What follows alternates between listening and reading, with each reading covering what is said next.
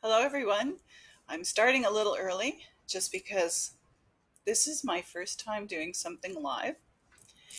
I'm coming to you live from my kitchen, and I'm just hoping everything is working out well. If you are watching today, please log. Just give me a little hello or a heads up. I I'm bringing to you today uh, April Aloud, and my name's Andrea Wilson, but I'll introduce myself right at 9:30 again. This is just to get me warmed up a little bit, introduce you to where I'm at, and feel free to say hello.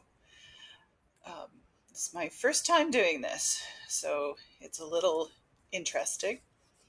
I have an audience here today in the house, and who knows, you might see them. My first audience today actually was outside my kitchen windows. They were staring at me quite intently, and it was a group of bunny rabbits. So I'm honoring Easter, of course, coming up this weekend, and really glad to be here. So again, if you're out there in the real world, type in, say hello, say who you are, um, you know, say what's going on in your world. All right, so we're almost there, almost getting started, and ready to roll.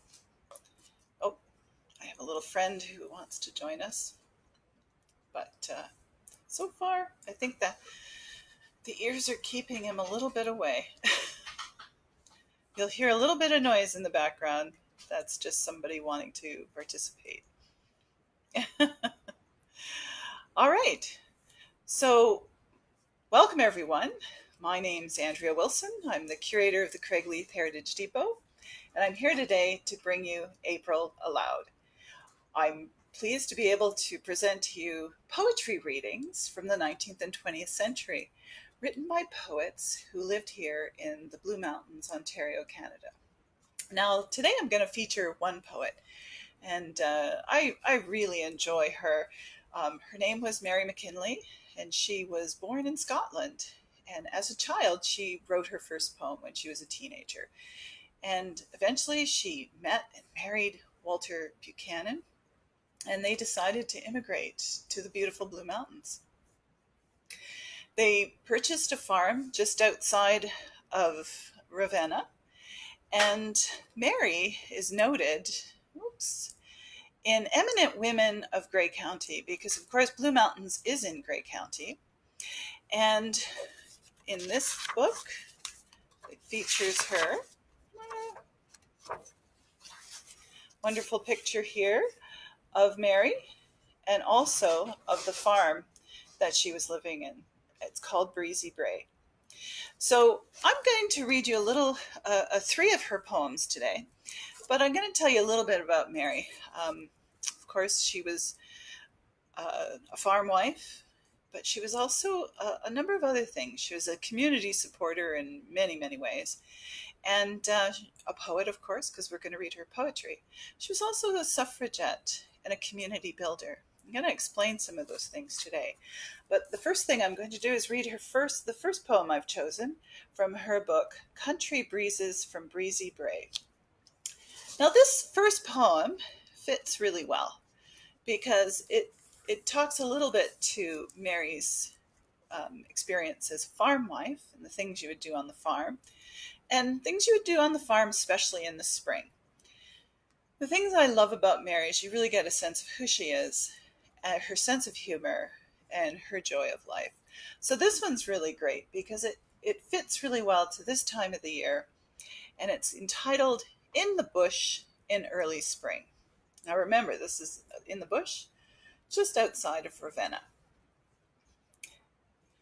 It is hardly worth beginning to write an ode to spring, for some 100,000 poets have done the self-same thing. But when new life is springing, and snowdrifts getting few, and all the woods are ringing, what can a body do but write and ease their feelings of what they hear and see? while the crows around are wheeling or are perched upon a tree. So I have got a paper, and I am writing on my lap, as I'm tending to the kettles that are boiling down the sap. I hear the little woodpeckers going a thump, thump, thump, while I'm busy keeping all the kettles on the jump. I hear the blue jays crying, "'Tis born upon the breeze," and the wind is softly sighing, though, amongst the leafless trees. The crows are cawing loudly, the robins sing their lay, as if to say, "The spring has come, be happy while you may." The squirrels and chipmunks, too, are frisking to and fro, and seem to have forgotten about all the frost and snow. The adder tongues are peeping, and the strong and gusty leek is everywhere in evidence, while little flowers so meek that all the winter have been sleeping in some safe and sure retreat, are lifting up their little heads so fresh and pure and sweet. And the maple sap is running, and the wind is in the west, and the kettles are humming and a boiling at their best. Some clouds are casting shadows athwart the setting sun, and I'll soon be going homeward, for the syrup's nearly done. Now, on top of writing the poems and publishing them in her book, she also included photographs. So this is her sap boiling photograph. And you can imagine perhaps Mary sitting there tending those giant kettles over a fire with a piece of paper on her lap writing that poem. So the thing that you start to learn when you're reading Mary's poems is that she's really writing about this local community. And she was really involved in the community. We have lots of photographs of her. And I have one here of her. There she is. And she's in the Presbyterian Church Choir at Banks. So Mary was involved in a lot of community organizations. She established the Ravenna Women's Institute and was its president for 23 years. Was deeply involved in the church as well. And in addition, she dedicated in the front of her book to the men and women who were in the war, the First World War, and was very significant at raising funds and establishing community interest in the Cenotaph building in Ravenna. So she was very much involved in her community and very much interested in women's rights as people. So she was also a suffragette. But on top of that, Mary had a pretty good sense of humor. And she wrote about many things in her community. She wrote about events that happened, politics, all of these in poetry. She wrote advertising poetry, poetry to acknowledge special occasions, people leaving the community, about her neighbors. And the next poem I'm going to read is about a special occasion. And this gives you a good sense of Mary's humor as well. The marriage of Emmeline Stoutenburg and William Crabbe. Dear friends, I've got a secret, which I'll tell if you won't blab. 'Tis about our friend Miss Emmeline. She's gone and caught a crab. 'Tis not a crab upon a tree, preserved that's good to eat, nor yet a crab upon a beach, with lots of arms and feet. 'Tis not a crab, that crab it is, you'll bet upon your life, but just a staid and nice young man who wished he had a wife.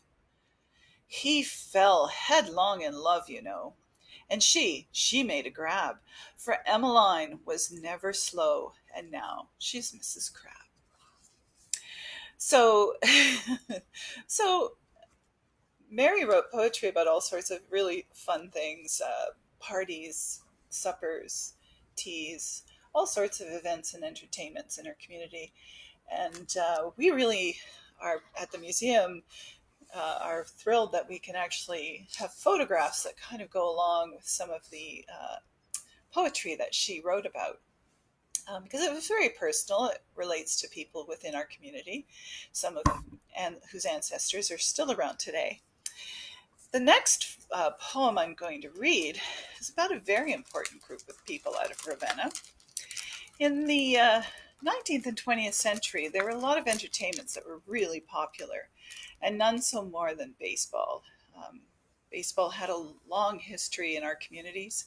It was a wonderful way to get people together and a little bit of community rivalry.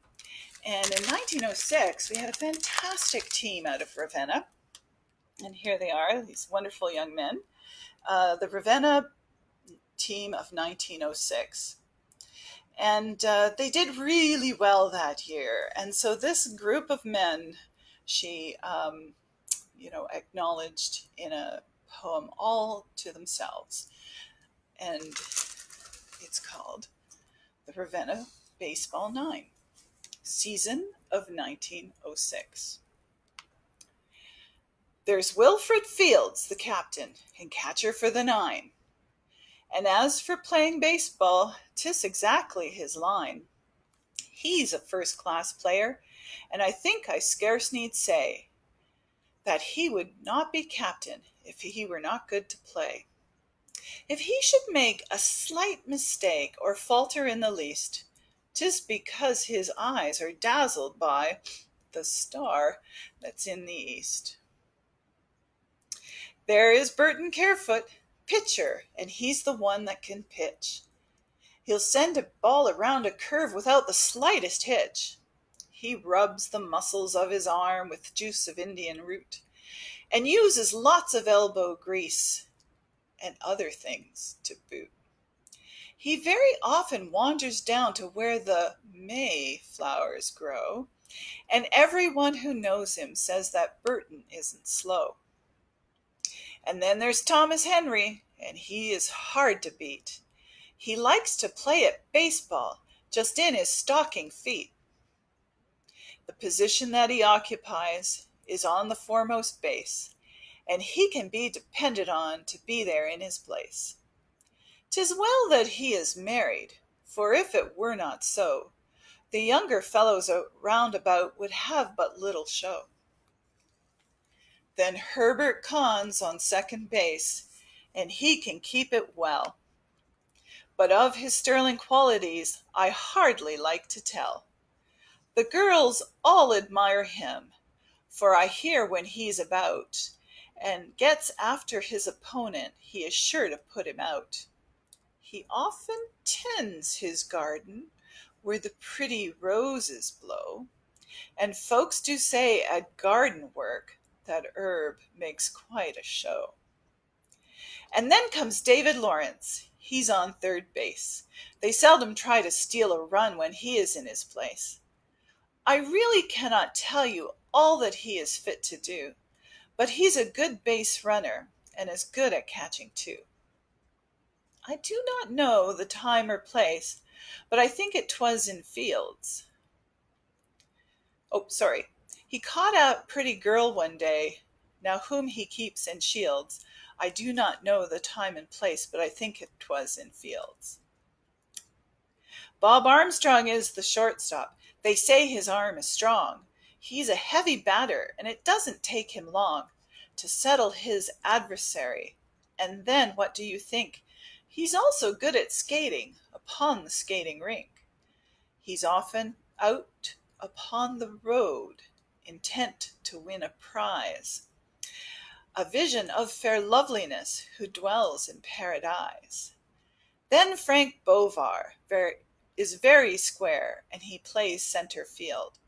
He'll keep his ground, what betides you could not make him yield. The boys are very sorry now, because he's going west, and wish him many a heartfelt wish, and hope 'tis for the best. They'll miss him when he goes away, but hope he'll come again, when snow and mud have disappeared from out Paul Ladder's lane. Chaw Gardner is on the right, and right he ought to be. He's been to school, and learn to know that 1 and 2 make 3. He is a first-class batter and always makes a hit, but the boys declare it's because of the patch on his mitt. But if he were but the captain and put to lead the van, he might make men, but as it is, he can only McMahon. And then there's Will MacArthur, who is fielder on the left, and catching flies and grounders, I hear he's very deft. He too has caught something, but he hasn't got it fast. But I'll tell you all about it once the wedding's past. And although his heart is tender, it never slips a cog, but 'tis unlike a solid knot within a hemlock log. Now all these gay young fellows are very hard to beat. They say if they can help it, they'll never stand defeat. And whatsoever flower they wear in whatsoever place, they vow they'll never bring on it the least bit of disgrace. And whether 'tis upon the field or in some other line, we yet may live to hear from the Ravenna Baseball Nine. So that's a, a great poem to show how she's kind of interweaving a lot of personal information about their love lives within the poem and a little bit about their personalities as well. So then when you go to do a little bit of history and genealogy, you get maybe a little different perspective on some of your ancestors. So that is Country Breezes from Breezy Bray. And this book is on our virtual museum on the Blue Mountain Public Library website.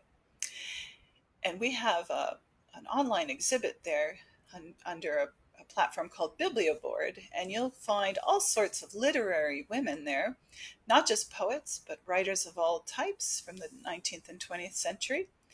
And throughout the rest of the month, I'm going to be reading more poetry from this collection. We have some pretty remarkable poets, and the nice thing about these poems is they really give you a different sense of our community and what it was like through the eyes of women like Mrs. Mary Buchanan, Mrs. Walter Buchanan. The other thing I really love about her writing is she actually, in her poetry, shows the trials and tribulations also of farm life, and then the joys of it as well, all with a good sense of humor. So I really enjoy Mary Buchanan, and I hope you have today. And perhaps you'll come and see me again next week, same time, 9:30 for more April Aloud, where I'll be reading a poet who used to live in the Camperdown area. All right, take care. Bye.